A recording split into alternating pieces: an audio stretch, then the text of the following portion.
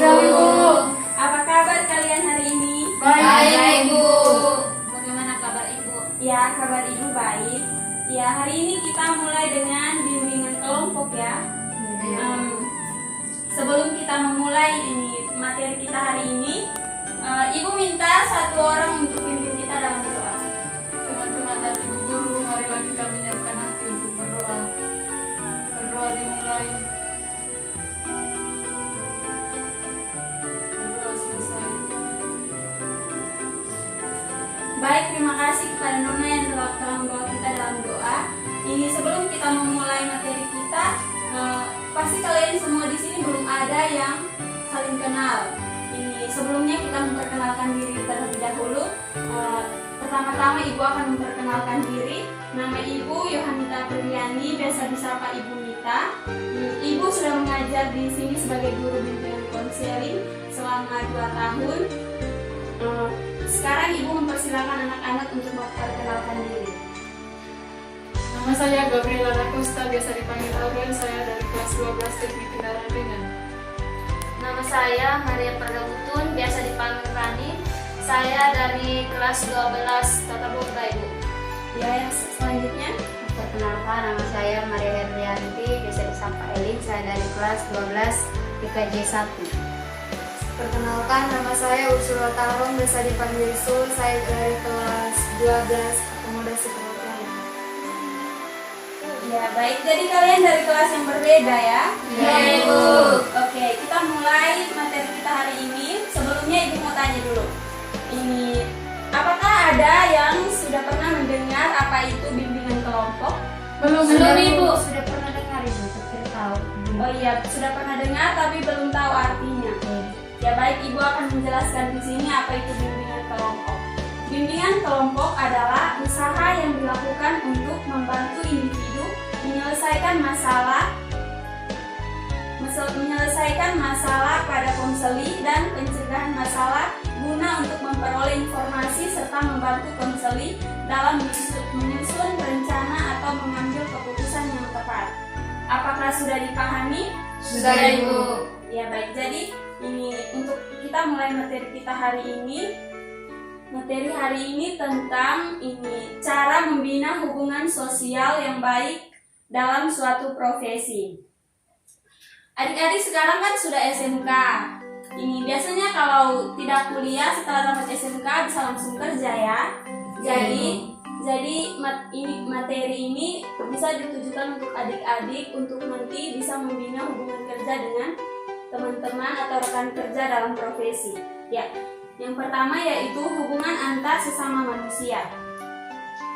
Manusia dikatakan sebagai makhluk sosial dikarenakan pada diri manusia terdapat dorongan untuk berhubungan atau berinteraksi dengan orang lain. Dalam hal ini, manusia membutuhkan manusia lain dalam hidupnya. Manusia memiliki keinginan untuk bersosialisasi dengan sesamanya. Manusia hidup dalam hubungan dengan keluarga, teman, rekan kerja, tetangga, dan masih banyak lagi. Dalam berhubungan dan berinteraksi, manusia memiliki sifat yang khas yang dapat menjadikannya lebih baik. Dengan berhubungan dengan sesama, seseorang dapat belajar bagaimana memisahkan apa yang kita ketahui dan apa yang kita yakini. Ya, yang berikutnya, hubungan antar sesama manusia di tempat kerja atau organisasi. Hubungan antar manusia juga penting bagi perusahaan atau organisasi. Hubungan kerja yang baik memberikan kita beberapa manfaat lain, yaitu pekerjaan dunia lebih menyenangkan ketika kita memiliki hubungan dengan orang-orang di sekitar kita. Dan kita menjadi lebih termotivasi, inovatif, kreatif dalam melaksanakan tugas kita sebagai rekan kerja. Sampai di sini ada pertanyaan? Saya, Ibu. Ya. Di sini saya mau tanya bagaimana cara kita supaya membangun hubungan baik kita dengan sesama rekan kerja kita, Ibu. Ya baik. Kita lanjut dulu ya, karena ini materinya tentang cara membina hubungan baik. Jadi setelah kita menyelesaikan materi kita akan Ibu jawab. Ini sudah ada di dalam materi, jadi ini sebentar akan Ibu jawab ya. Terima kasih atas pertanyaannya. Ada yang lain? Ini menyangkut penjelasan yang baru saja Ibu jelaskan mengenai sosialisasi antar manusia dan hubungan manusia dengan sesama. Ya baik, materi yang berikut karakteristik membentuk hubungan kerja yang baik. Yang pertama, kepercayaan.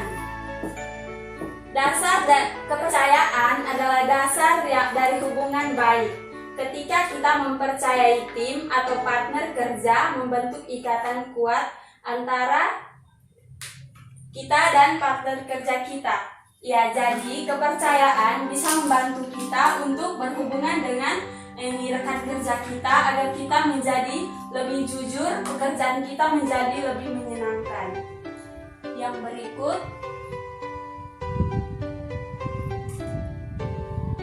saling menghormati.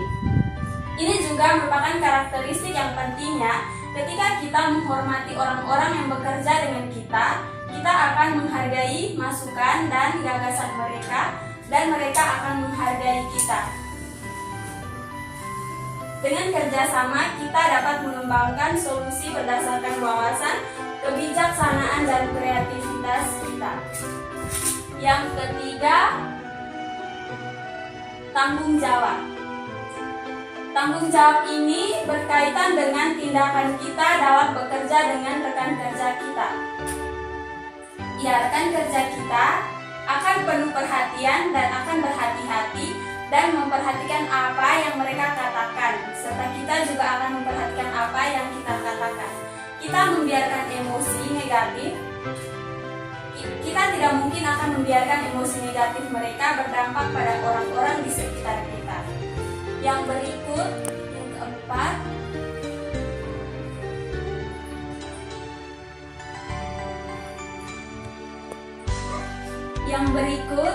ini hubungan baik tidak hanya menerima orang-orang yang berpendapat berbeda, tetapi mereka juga menyambut mereka. Misalnya, ketika teman dan keluarga kita menawarkan pendapat berbeda dari pendapat kita perlu meluangkan waktu untuk mempertimbangkan apa yang mereka katakan dan memasukkan pendapat mereka ke dalam pengambilan keputusan kita.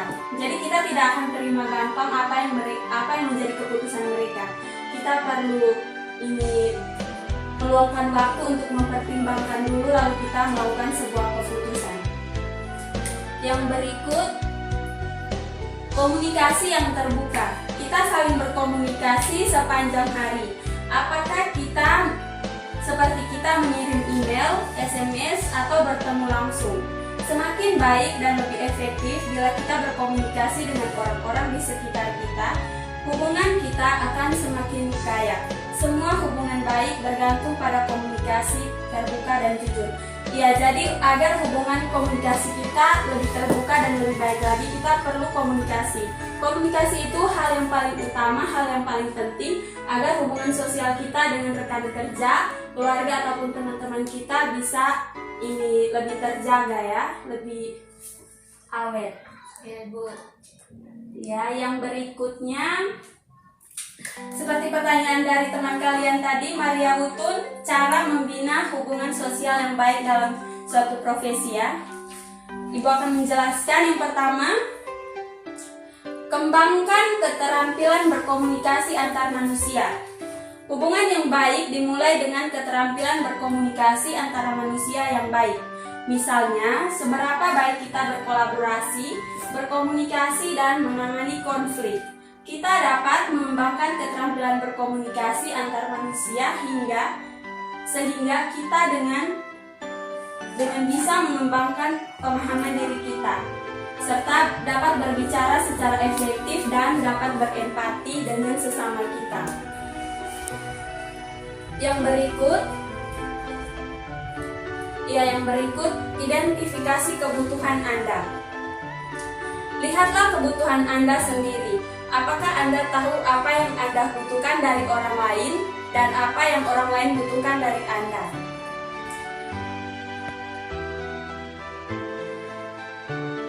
Anda perlu memahami kebutuhan dari orang lain serta Anda juga dapat berperan dalam membangun hubungan yang lebih baik. Ya, jadi kita perlu memahami apa saja yang dibutuhkan dalam berkomunikasi atau apa saja yang dibutuhkan oleh rekan-rekan kerja kita. Jadi kita juga perlu memahami apa yang kita butuhkan dan apa yang orang lain butuhkan. Yang ketiga,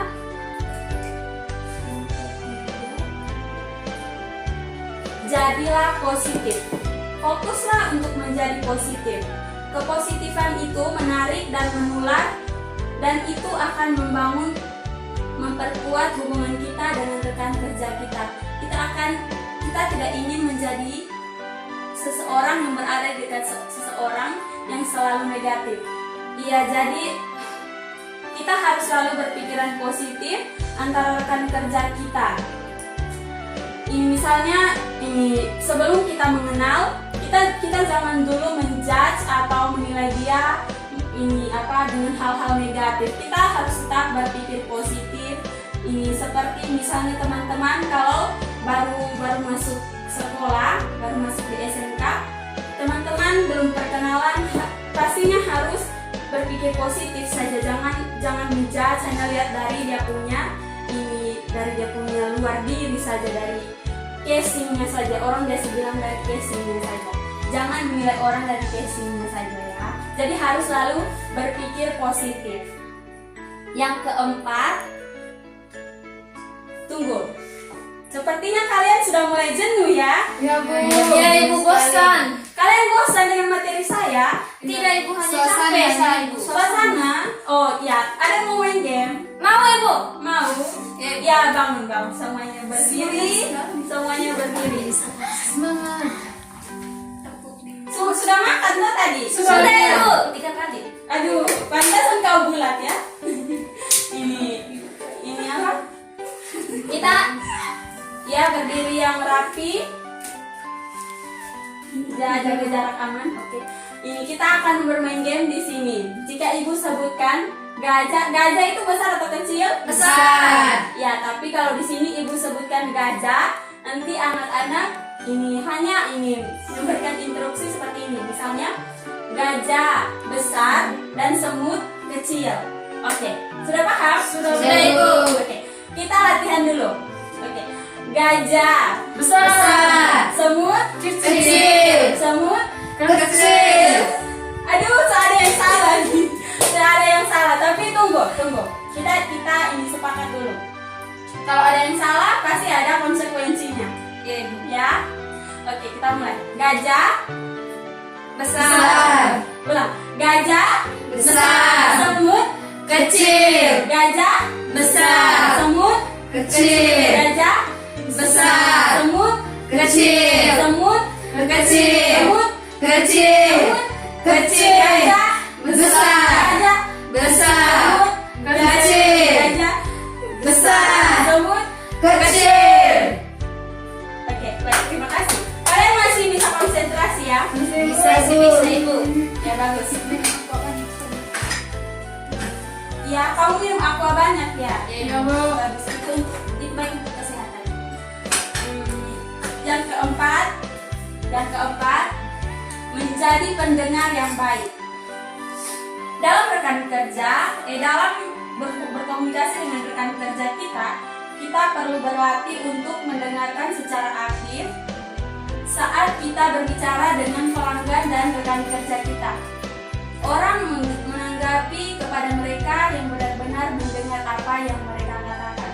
Ini biasanya kan kalau teman kerja atau rekan kerja kita ini berkonsultasi atau curhat misalnya, ini ada orang yang hanya mendengarkan saja tapi tidak memahami.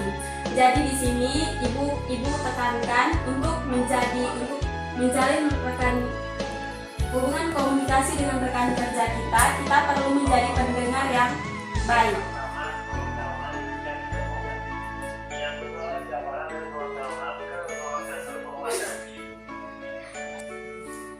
Yang berikut saling menghargai tanpa memandang status sosial. Untuk menjalin hubungan kerjasama dengan rekan kerja kita harus saling menghargai tanpa memandang status sosial antara rekan kerja kita. Yang berikut, saling membantu. Lalu kita harus menjaga komunikasi kita dengan rekan kerja kita. Ini yang berikutnya. Pentingnya membangun hubungan sosial yang baik dalam suatu profesi. Membangun relasi dalam hubungan kerja sangat penting. Ibu akan menjelaskan beberapa manfaat membangun hubungan kerja antar teman seprofesi. Yang pertama, kita akan bekerja lebih menyenangkan. Kita merasa lebih senang ketika kita bekerja dengan hubungan dengan rekan seprofesi kita. Yang berikut, support system, atau kita mendapatkan support atau dukungan dari teman-teman dekat kita. Terus yang berikut kepuasan. Dengan membangun hubungan kerja yang baik, kita bisa mendapatkan kepuasan mengenai kinerja kerja kita, kinerja kerja antara rekan kerja kita, dan dengan karyawan-karyawan lain. Yang berikut, dapat merangsang produktivitas kerja kita dan memotivasi kita. Ya, jadi manfaatnya di sini yaitu kita bisa termotivasi untuk bekerja lebih giat karena adanya rekan kerja kita ya. Kita bisa bekerja lebih ulet, lebih rajin karena kita termotivasi oleh rekan kerja kita. Dan yang berikut sebagai sarana untuk menuju karir impian. Yang berikutnya untuk sebagai sarana menuju karir impian. Pasti anak-anak di sini mempunyai sebuah profesi atau sebuah pekerjaan yang selalu diimpikan. Nah, itu kita mulai dari pengalaman. Jadi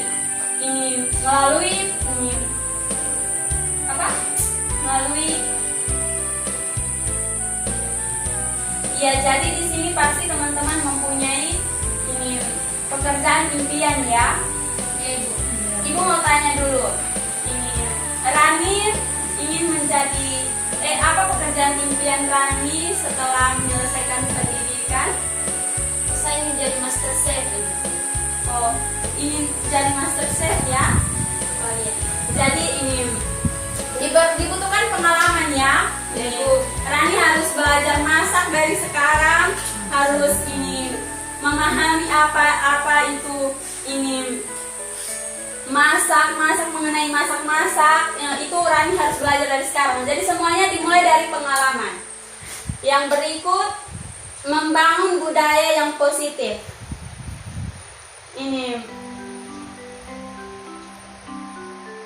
Yang berikut, membangun budaya yang positif.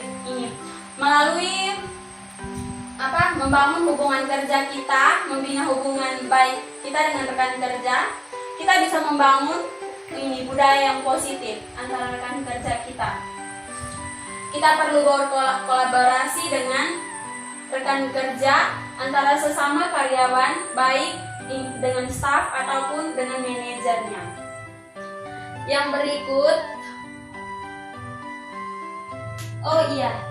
materi kita hari ini sudah selesai. Apakah ada pertanyaan dari materi kita hari ini? Apakah ada pertanyaan? Baik, dari materi yang Ibu jelaskan tadi, apakah ada pertanyaan? Ada, Ibu. Iya, silakan. Jadi dari materi yang Ibu sampaikan tadi, di sini saya ingin bertanya, Ibu. Kira-kira bagaimana cara seseorang untuk bisa menjalin hubungan yang baik dengan sesama rekan kerjanya, dan cara untuk menjadi pendengar yang baik untuk rekan kerjanya? Oh iya. Baik, jadi Ibu langsung menjawab saja ya. Ini, Ibu. Cara menjalin hubungan yang baik dengan rekan kerja yaitu harus berpikir positif, menerima, menghargai rekan kerja kita tanpa memandang status sosial mereka. Jadi Nona Sherly kalau nanti sudah bekerja harus menghargai rekan kerja, harus menerima keadaan, harus menerima pribadi rekan kerja kita. Begitupun mereka akan menghargai kita seperti yang kita lakukan. Ya, jadi terus yang berikutnya tadi cara menjadi seorang pendengar yang baik. Dalam dunia pekerjaan, dalam dunia karir, ini juga merupakan suatu hal yang penting, yaitu menjadi seorang pendengar yang baik. Ketika kita menjadi seorang pendengar yang baik, maka kita akan selalu dipercaya oleh rekan kerja kita, oleh teman kerja kita. Ketika dia ada masalah, dia pasti akan bercerita atau berkonsultasi dengan kita. Dengan begitu, hubungan kerja atau komunikasi antar kita akan lebih terjamin. Bagaimana, apa bisa dipahami? Sudah bisa dipahami. Ya. Berikutnya ada yang ingin bertanya? Saya Bu. Silakan. Baik, terima kasih dari materi penjelasan tadi Ibu. Di sini saya ingin bertanya bagaimana cara berkomunikasi yang baik dengan sesama rekan kerja. Terima kasih. Bagaimana cara berkomunikasi dengan baik dengan sesama rekan kerja kita? Apa ada yang bisa menjawab? Tidak ada. Berarti Ibu akan menjawab pertanyaan dari Nona Terada Butut.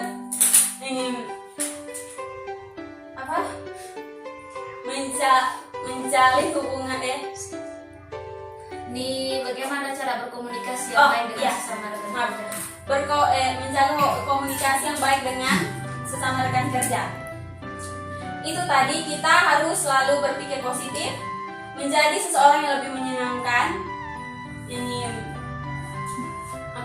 selalu menjadi pendengar yang baik dan saling menghargai serta saling membantu, dan juga menjaga komunikasi kita dengan rekan kerja kita. Yang berikutnya ada yang sudah dipahami, Nona? Sudah Ibu. Bu. Ya baik. Yang berikut ada yang bertanya lagi? Ya silakan.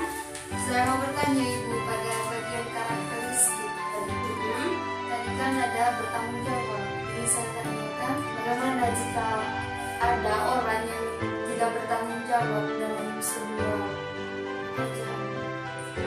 Ya, jadi pertanyaannya itu bagaimana jika seseorang tidak bertanggung jawab dalam sebuah pekerjaan? Apa risikonya? Ya, jadi dia bisa saja dikeluarkan dari pekerjaannya, bisa saja hilangnya kepercayaan dari rekan kerjanya, atau bosnya, manajernya bisa memecat atau mengeluarkan dia dari pekerjaannya. Jadi intinya di sini, ketika kita sudah masuk dalam dunia kerja, kita harus bertanggung jawab. Kita memilih pekerjaan itu karena kita mau, jadi harus bertanggung jawab. Ya, apa bisa dipahami? Bisa Bu. Bisa Ibu. Ada yang ingin ditanyakan lagi? Tidak Tidak ada Tidak Ibu. ada Ibu. Oke. Karena sudah tidak ada yang ingin bertanya lagi, Ibu ingin satu orang memberikan kesimpulan mengenai materi kita hari ini. Saya Bu. Ya, silakan Nona. Kesimpulan dari materi kita hari ini adalah menjalin hubungan yang baik dengan rekan kerja dapat membantu kita untuk dapat berkomunikasi secara efektif dengan rekan kerja. Berkomunikasi sangat penting dalam membina hubungan yang baik. Ya, terima kasih pada Nona yang sudah memberikan kesimpulan untuk materi kita hari ini. Ya, jadi kita untuk membina hubungan baik antara rekan kerja kita harus menjaga komunikasi kita, harus menjadi pendengar yang baik dan saling menghargai serta saling membantu. Ya, sampai di situ saja materi kita. Selanjutnya Ibu akan memberikan lembar kerja untuk diisi oleh anak-anak sekalian.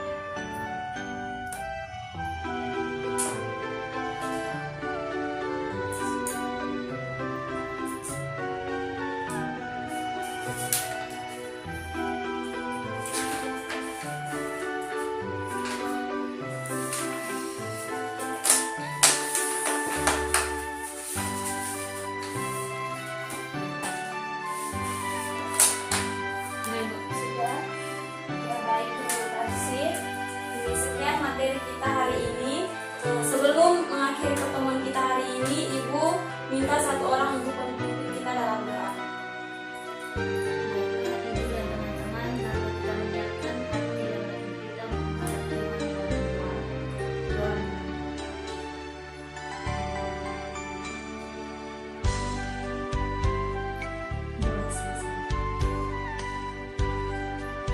Ya baik, terima kasih kepada Nona yang telah membawa kita dalam doa. Sekian materi kita hari ini. Selamat siang. Siang Ibu, terima kasih.